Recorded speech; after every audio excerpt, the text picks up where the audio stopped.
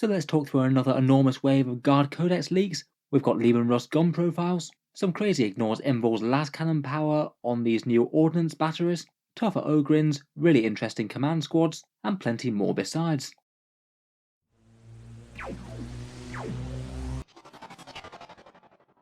Hello and welcome back to Warspec Tactics, where today we're talking Guard once more. The Codex is coming out in the not too distant future, but it seems that the leaks are really coming in en masse now, with yet another enormous collection of new details coming from Mordian glory. These ones seem to be a counterpart of the last section of leaks that we had the other week. On one of his streams, Mordian Glory just went through most of the core rule sections of the Codex, things like warlord traits and relics and things which we covered last time, and this section of leaks seems to be mainly focused on unit and weapon profiles, which was a bit of a hole in the details that we had last time, and really does give us a bit more of a chance of understanding the Codex entirely. Obviously, absolutely full credits to Mordian Glory for the details here. I thoroughly recommend checking out his channel. Apparently there will be a rumour compilation video again at some stage, though it doesn't appear to have materialised yet, and it looks like it's going to be keeping the regular daily videos coming as the new Guard Codex comes out. Definitely worth a sub if you're a Guard player on YouTube and you somehow haven't found the channel already. I'll link the video with the original source down in the comments below. In any case, according to these leaks, they're compiled from multiple sources. The vast majority of the stuff here has been corroborated with at least 2 sources apparently, though there's still the potential for a fair bit of it to either be old data from previous playtest versions of the book, or things that might not have been 100% conveyed perfectly. Still though, I would suspect that as with the last lot, the vast majority of this will turn out to be very close to what is released, though obviously don't take things as gospel until we see them in print in the final version. We'll go through the leaked rule sections one by one, starting out with Leman Russ's and the field ordnance batteries and a few other guns, and then talk about some of the other interesting units in the Codex, things like Kasrkin, command squads, and some special characters. First up, and perhaps one of the most exciting bits of information, are the new Leman Russ stats. I'm perhaps not really too surprised to see them get a bit of a shake-up really.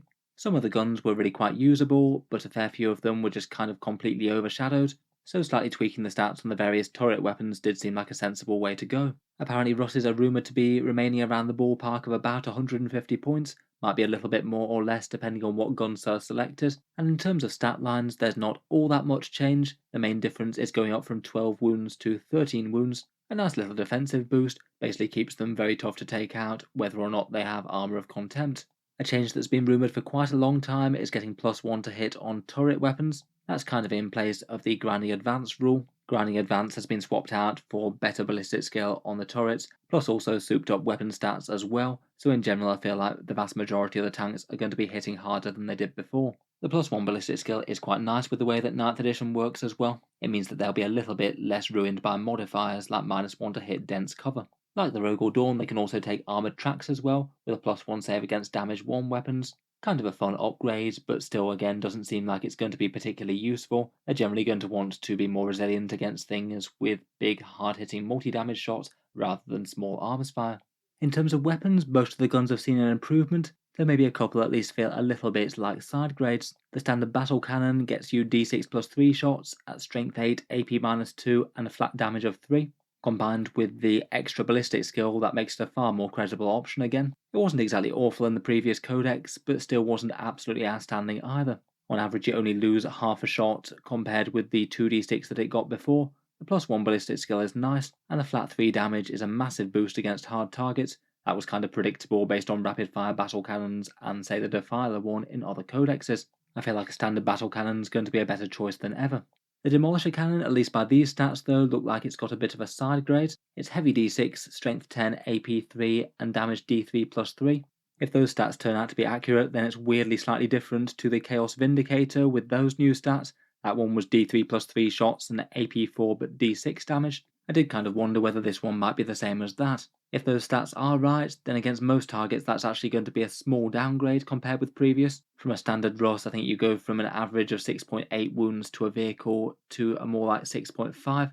Still though, seeing as the Demolisher was good before, it still seems very usable. The Punisher Gatling Cannon again looks like a bit of a side grade. 20 shots at strength 6, AP -1 and damage 1, so extra strength, AP and ballistic skill, but half the shots that it had previous. Against some targets where both the strength and the AP matter, that will be better, but against some targets like Armour of Contempt, and particularly ones that don't care about the strength, that will be a flat downgrade. Still seems interesting. If the meta evolves to have lots of hordes in it, then it'll always be a solid option. The Eradicator Nova Cannon is apparently D6 plus 3 shots at strength 6, AP 2 and damage 2, getting heavy D6 plus 3 shots like the standard battle cannon. I've seen some people who reposted that, saying that it was damage 3 not 2, which would make a bit more sense to me. Apparently it gets to ignore cover, but I feel like ignoring cover just isn't anywhere near enough of a trade-off to go from damage 3 to damage 2, particularly as you're taking the strength hit as well. I feel like even if it is flat damage 3, you're going to struggle to outcompete the battle cannon with 2 less strength, even if you do get to ignore cover with it. The Executioner Plasma Cannon supposedly doesn't have a confirmed number of shots yet, but it seems plausible that it'd be the same heavy D6 plus 3, the same as the Eradicator and the Battle Cannon. That one apparently has the overcharge profile of strength 8, AP 4 and damage 3, with ones doing 1 mortal wound. Pretty brutal extra AP compared with the battle cannon, but of course if you are overcharging all the time, then that's likely to cause you some own damage. From the stream it looked like Mordian Glory seemed to think that there wasn't a way not to overcharge it anymore, which is kind of interesting. That would be a bit different compared with most plasma cannons though. I would quite like to see this finalised stat line before we assume that. Still though, even if it is stuck in overcharge mode all game long, the extra AP does seem pretty brutal, particularly with Armour of Contempt's Terminators about. The Exterminator autocannon has lost a couple of shots, going from 8 to 6, presuming you were getting grinding advance of course, but it has got the better ballistic skill, and its strength 8, AP 2 and damage 2 autocannons. Again, it really seems that Games Workshop aren't too bothered about this one being good.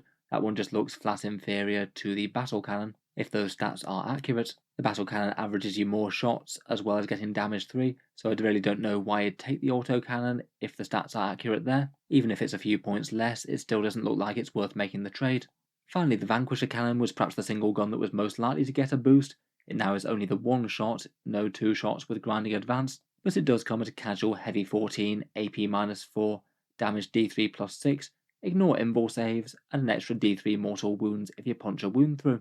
I would bear in mind that like the Tau railgun, it will be very swingy. If it hits, then it will kill something with style, but if it doesn't, or you fail to wound or something, then it'll feel very underwhelming. Ignore invuls does make it a pretty credible threat though, and it should average you around about 10 damage each time you punch a wound through. Interestingly, even against toughness 7 targets with a 3+ save, pretty much the ideal targets for this one will still average you less damage than a Demolisher. I guess it maybe comes into its own against anything with decent invuls, maybe Imperial Knights with a chance to rotate perhaps. It also would be far less take all comers than something like a Battle Cannon or a Demolisher Cannon or even the Executioner. It's definitely a very nice rules boost, but perhaps like the Tau Hammerhead initially when the Codex dropped, there might well be firepower in the Codex that's just better to take than a single ignore invuls big shot. Overall though, I think that the table's looking a little bit more balanced than it was before. I still feel like maybe the standout ones are going to be the Battle Cannon, Demolisher, and Executioner Plasma Cannon, and maybe the Vanquisher at a push. From that point of view, perhaps there hasn't been all that much radical shake-up in the good heavy weapons, but I feel like the Battle Cannon's looking a little bit better and the Demolisher Cannon's looking a bit worse. In any case, it'll be fun to theory crash once we know all the benefits that we can give to Leman Russes, and weigh them up against the other contenders like the Baneblades and the Rogue or Dawn. Moving on to some laser weapon profiles next, and it seems that Mr. Mordian Glory didn't have the full stat lines for all the ordnance batteries, but did have the stats for the heavy las cannon, which is perhaps looking like one of the more exciting ones. From these new field ordnance guns, they're all going to be 48 inches. The heavy las cannon itself, though, is going to be a single shotgun, strength 14, either AP 3 or 4, and a big damage D6 plus 6. What's more is if we didn't have enough of it in 40k right now, it also ignores invuls too, which honestly isn't really something that I've particularly expected from the guard. Maybe on the Vanquisher, but it seems a little bit out of place perhaps on a big fancy field gun.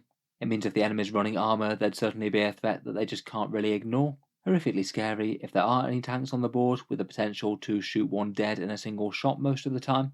Though I would bear in mind that again, depending on points, they might not be super efficient. They could just be costed too much. There's at least a pretty reasonable chance they'll be hitting on 4s as their guardsmen, so you'll be missing half the time. And even then, you're not even guaranteed to wound. It'd only be a 3+ versus heavy armour. Still though, it certainly looks very interesting. It would be quite nice to have them usable in some form, but even with scary stats like that, it's not necessarily guaranteed that they're going to be some sort of overpowered monstrosity. I do feel that punching through invuls maybe isn't something that it desperately needed though. I feel like in general Guard should perhaps be one of the armies that has a bit less fancy tech like that, and just gets things done with raw might and muscle and the amount of firepower, rather than special tricks to blast through shields. I'll be interested to hear your guys' takes on that though. Otherwise for those, it was already teased that they've got the 48-inch range, and the Bombast field gun will ignore line of sight. It'll be interesting to see how the other two stack up. Otherwise, supposedly lasguns aren't getting any major changes. If Hammer of the Emperor is still a thing, then they could still be pretty vicious though. And apparently multi-lasers will be going to Heavy 4 at 36 inches, Strength 6 AP 1 and Damage 1. Still going to be a weapon that doesn't really do a whole ton of damage, but that should at least worry some light vehicles and medium infantry without Armour of Contempt a bit more than it does currently.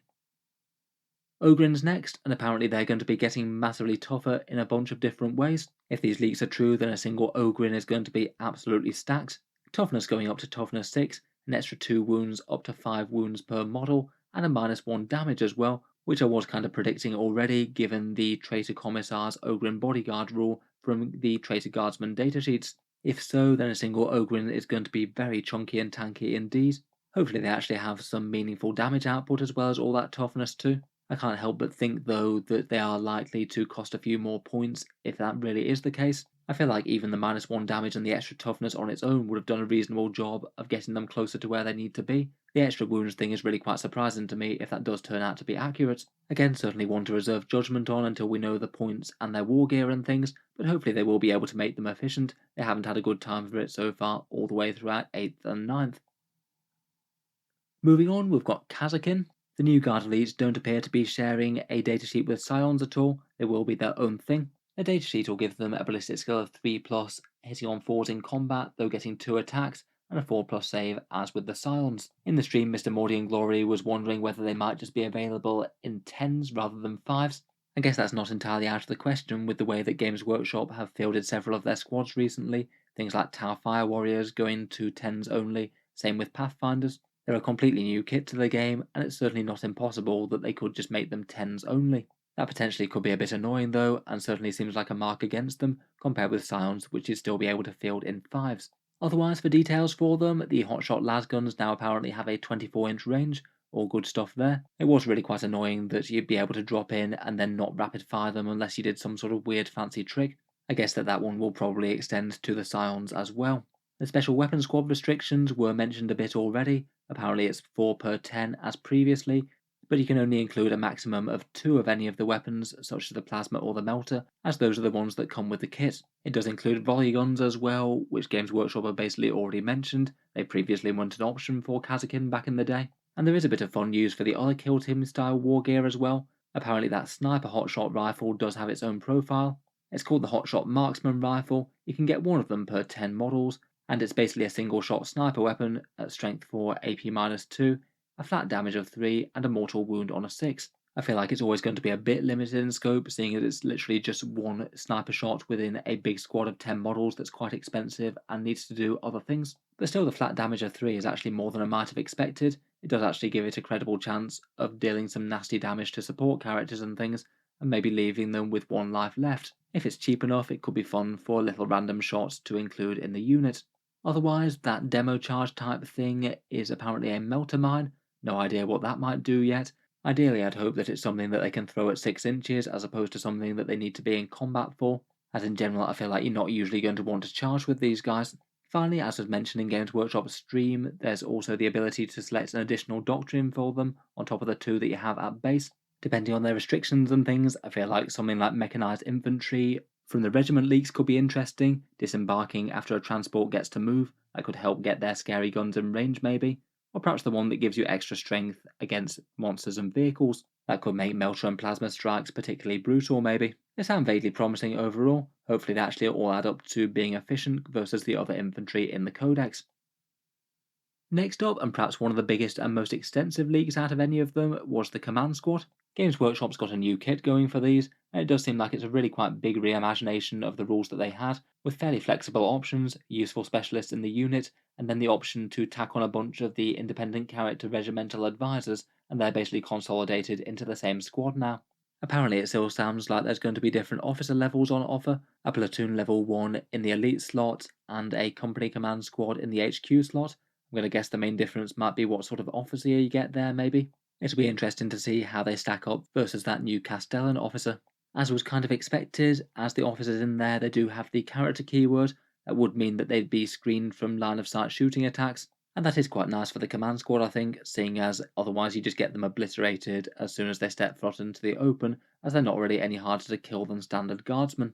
Otherwise though, it looks like the datasheet is going to be absolutely immense. The specialist upgrades that you get in the squad besides the officer are the medic, regimental standard, and master vox. Mordian Glory only seem to have any rules for a couple of them. The medic gives you a 5+ feel no pain to the unit itself, plus the keyword medic, which might well allow you to use stratagems perhaps. The regimental standard is kind of like a lieutenant for the army, giving you a reroll 1s to wound aura for core units nearby. I'd guess that might just be things like infantry and rough riders, but either way that does seem like really quite a nice damage boost and might be worth it if the cost is right. It'll be interesting to see what the Master Vox does. It might be some sort of way of helping relay orders a little bit further. It would be really quite nice to see them have a bit more point than they do currently.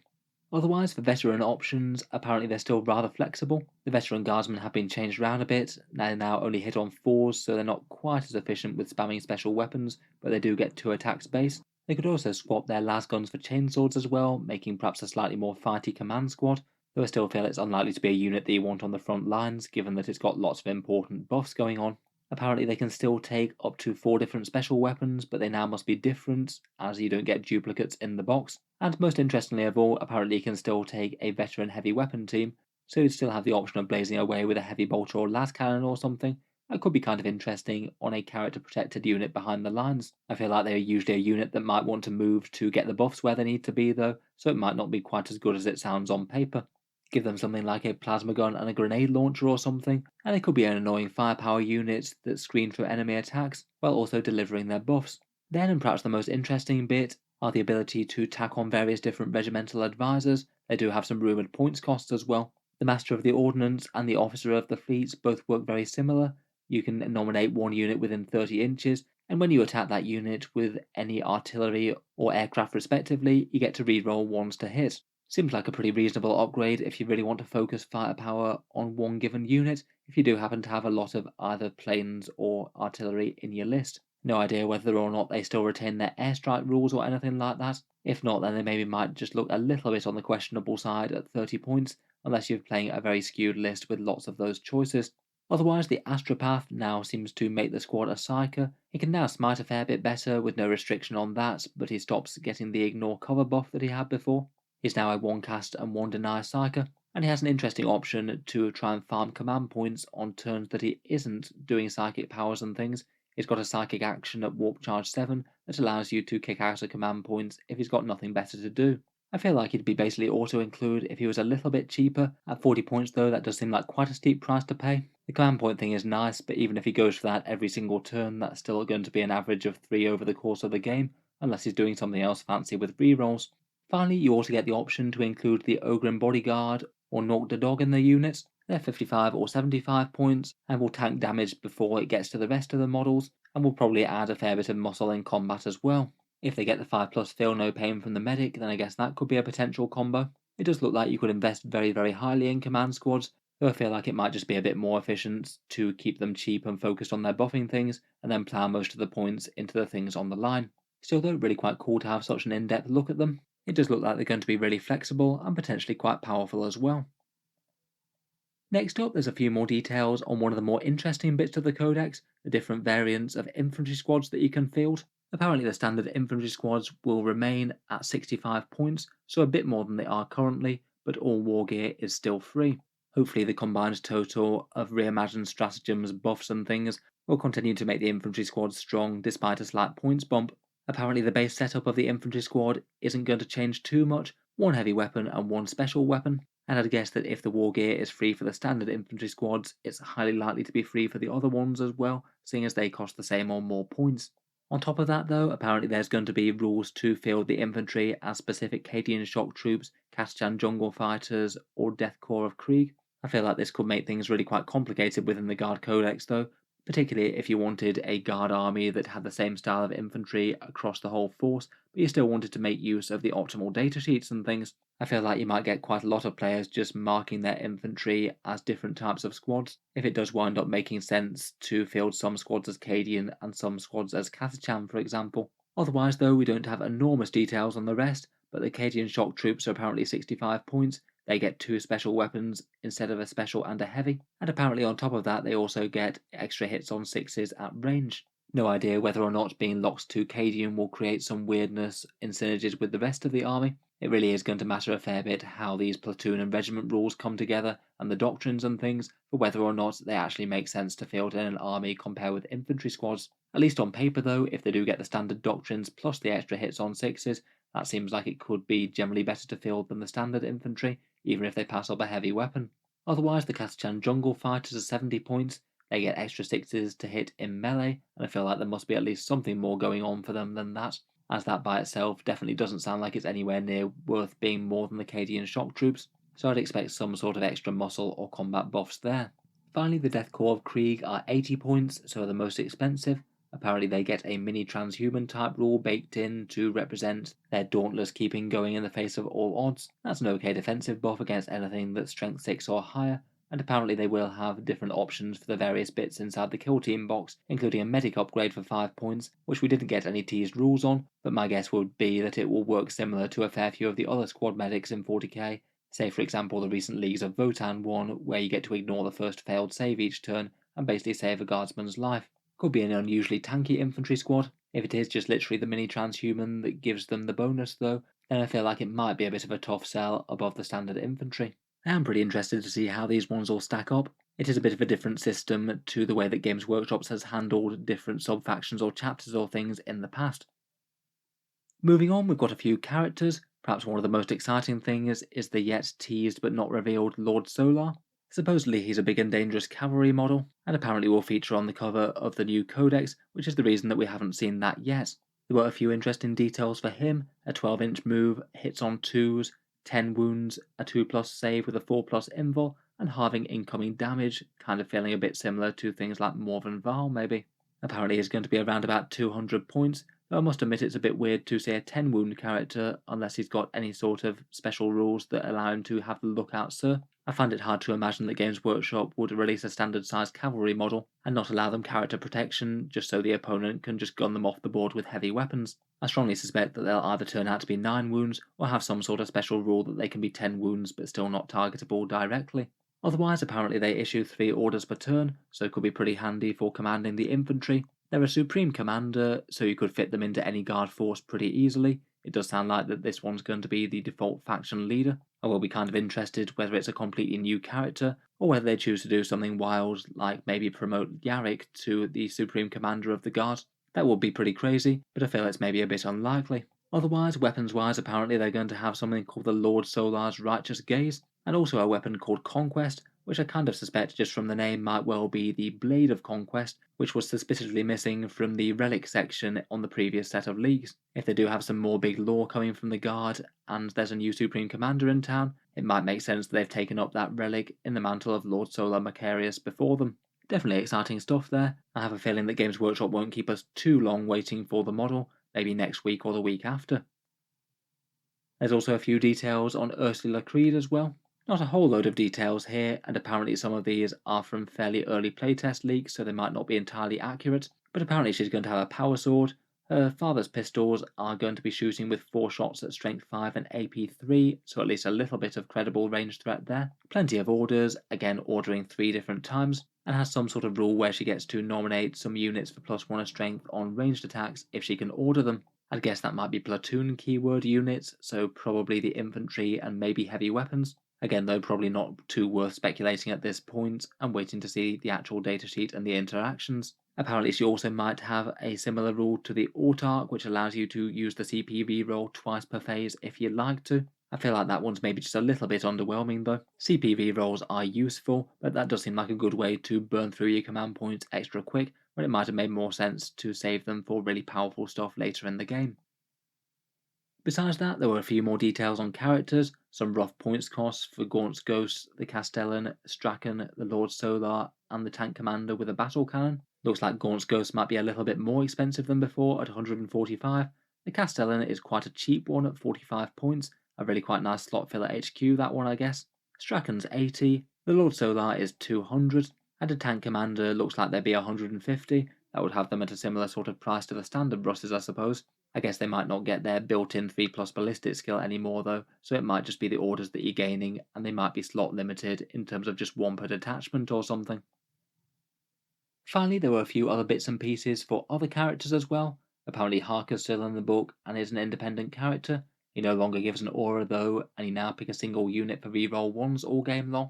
I guess that goes in with his lore, so they could be his Harker's Hellraisers or whatever. Could be interesting if his points are good enough. A character shielded nasty heavy bolter generally isn't the worst thing to have hidden in an army somewhere.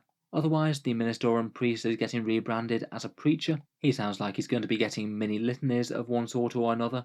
You get to cast them on a 3+, and then choose between at least 2 different buff packages for what to give the unit that you've ordered. The first one gives you a +1 to charge rolls and reroll hits in melee. Sounds pretty nice if you could apply that to something like Ogryns or Ogryns. Seems kind of scary for Rough Riders as well, if they do have decent combat stat lines when we find out the cost. And there's one that gives a little bit of survivability, a 6+ invul save, and can't be affected by enemy maledictions. Not awful, but just doesn't really seem super standard either way. I guess that one could be okay if your unit isn't going to be making combat this turn. It gives him at least something to do besides just buff combat. It does seem alright, but only casting on a 3+ isn't super reliable compared with the always on attack buff that he had before. If it's cheap enough though and Ogryns are a core unit, then it does look like it could be pretty handy for them. Lastly, we've got the Tech Priest Engine Seer. Not a whole load of details again, but apparently he can give a 5+ invul save to a vehicle, as well as repairing one as well. I feel like the invul save is going to be massively better or worse, depending on whether or not guard vehicles keep Armour of Contempt as they do at the moment. For us, at the moment, with Armour of Contempt, even if you hit them with a melter gun, then the invul save wouldn't actually matter, so it would just be a lot more useful if Armour of Contempt did go away and make him a bit more relevant. Again, if it's cheap enough, then just piling extra wounds back on guard vehicles does seem like it could be pretty reasonable. And again, it will entirely depend on the points cost, could be almost auto-include if he's very cheap, or utterly passable, or not worth it if he isn't. So overall, a whole load of other really good stuff there. Really quite nice to see a bunch of datasheet stat lines and weapon profiles to go with all the core rules leaks from the week before.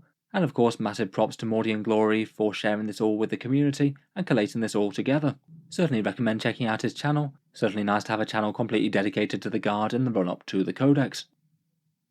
Otherwise though, I'll certainly be looking forward to covering any more leaks, rumours or Games Workshop previews for the Guard on Auspex Tactics as well.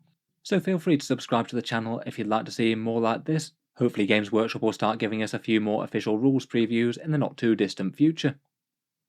Finally, if you have been enjoying all the videos on the channel, I would just like to quickly mention that Auspex Tactics does have a Patreon page as well, and you can find that linked down in the video description if you're interested. The channel's Patreon is what allows me to keep on making videos like this quite so regularly, so if you are enjoying quite a bit, then any support is enormously appreciated. Channel patrons do get a fair few advantages, seeing certain videos early, regular votes to see what sort of things come next on the channel, and automatic entry into the regular prize giveaways with a chance to win some big model kits each month. If any of that sounds good to you or you'd just like to help support, then the link is down in the video description. In any case, an absolutely massive thank you for listening, and I'll hope to see you guys next time.